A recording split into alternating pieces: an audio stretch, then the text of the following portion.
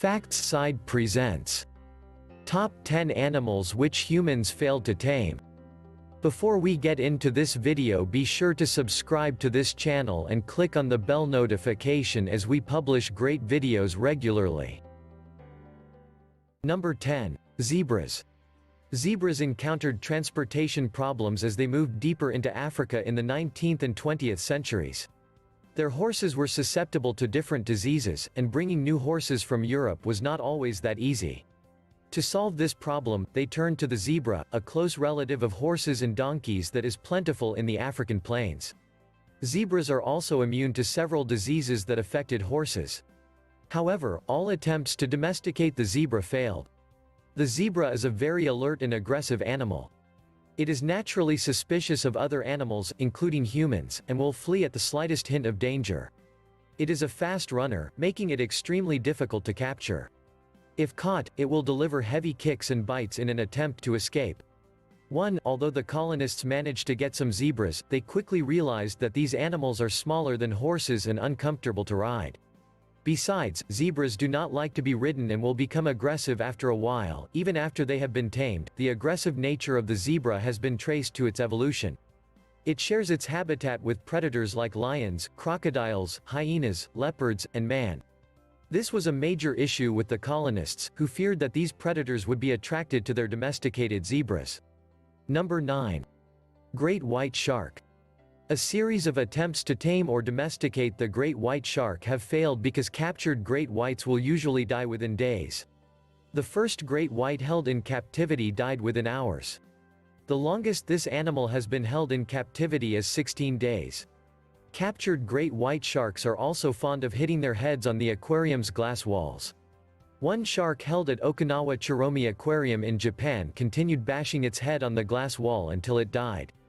Another one held at California's Monterey Bay Aquarium hit her head on the wall continuously and attacked two other sharks until she was freed. Great white sharks don't fare well in captivity for several reasons. First, they are great travelers, capable of moving through an entire ocean. They also need lots of water to breathe. So, even large aquariums are too small for them. Captured sharks are also unbelievably aggressive and will usually refuse to eat. When they do, they require live prey, which is difficult for the aquariums. Number 8. Dingoes. These are the dog-like animals that live in Australia. Despite their similarities to dogs, they are not considered dogs and are not domesticated.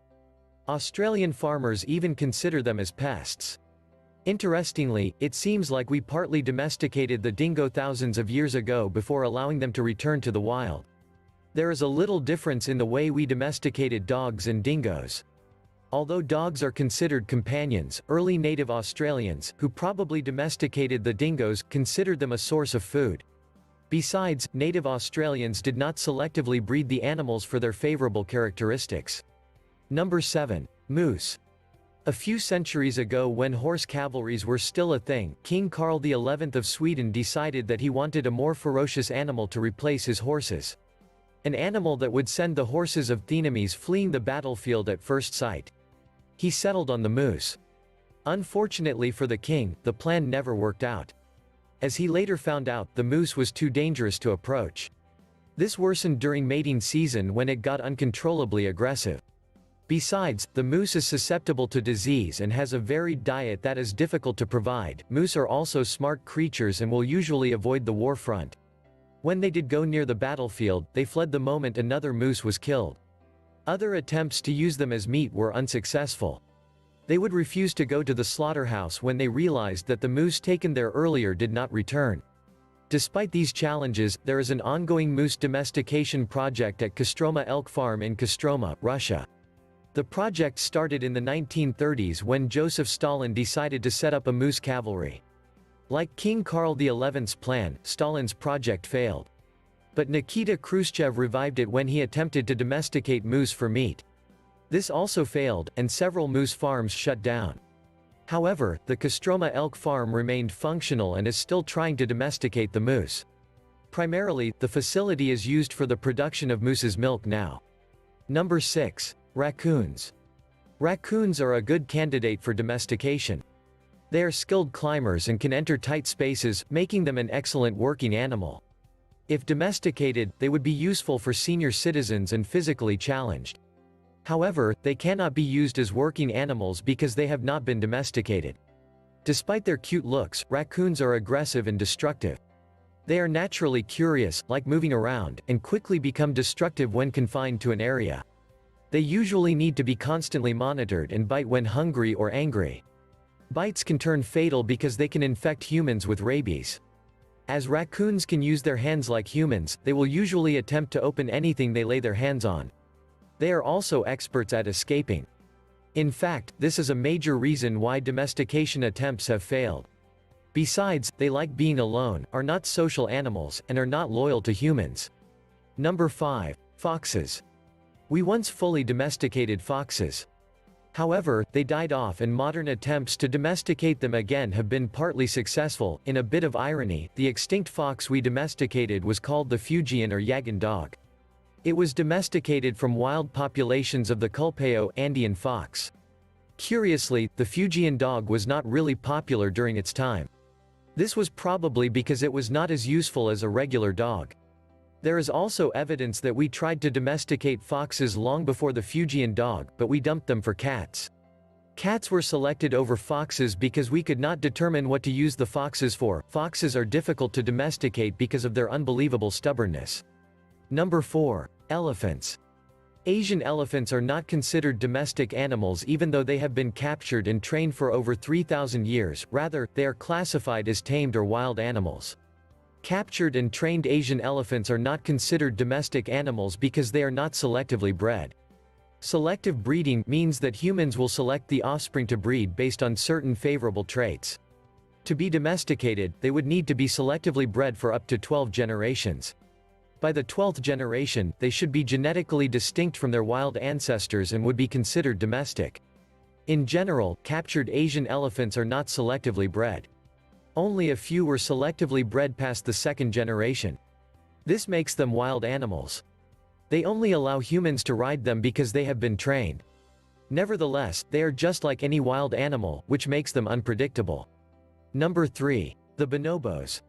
Bonobos are unique on this list because they are not wild animals.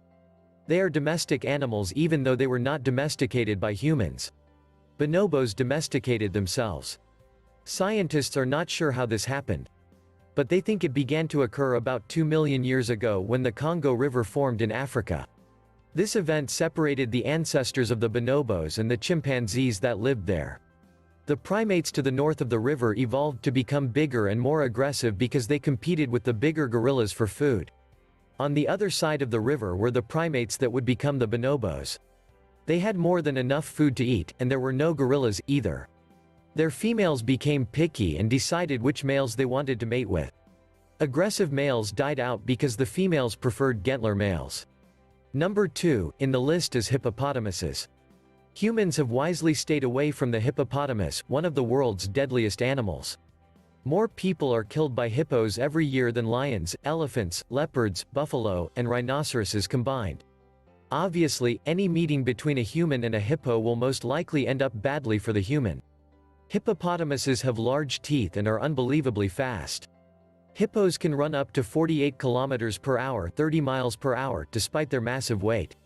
Usain Bolt, the world's fastest man, barely reaches 45 kilometers per hour, 28 miles per hour. Nevertheless, there have been independent attempts to domesticate the hippo. As expected, those efforts ended badly. In 2011, Marius Els, a South African farmer and army officer, was killed by a 1.2-ton, 5-year-old hippo he was trying to domesticate.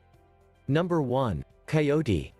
All attempts to domesticate the coyote have failed because they naturally avoid humans. Human breeders are also wary of these animals because they can be infected with dangerous diseases like rabies and tularemia. However, some breeders have braved these risks and tried to domesticate the coyote. One common method is to crossbreed a male coyote with a female dog. While the resultant hybrid is less aggressive toward humans, it is not a true coyote.